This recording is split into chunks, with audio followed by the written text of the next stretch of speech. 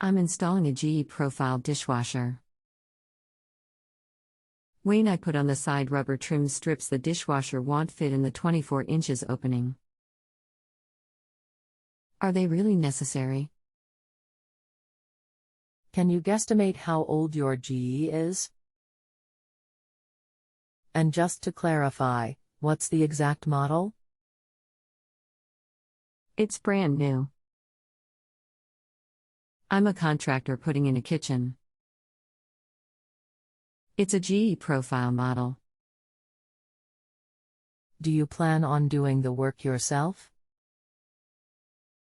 Yes. Anything else we should know to help you best? The opening in the cabinets is 24 inches.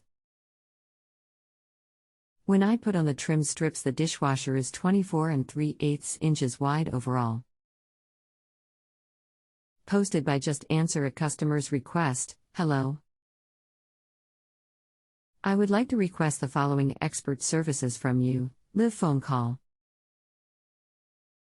Let me know if you need more information, or send me the service offers so we can proceed.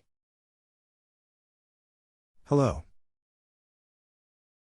My name is. I'll be helping you with your appliance question today. Please wait a few moments while I review your question.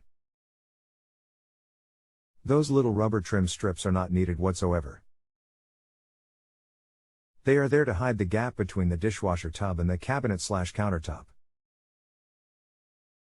If your cutout is tight enough you don't have a gap, you can leave those strips off. They are purely aesthetic parts since most cabinet openings weren't measured to be 24 inches wide exactly. We are on the honor system here. If you need anything else, just let me know. You can continue asking follow-up questions at no additional charge after rating my service if you still need assistance. If you have a home improvement or appliance question and want to chat with an expert now, visit justanswer.com/YTHI.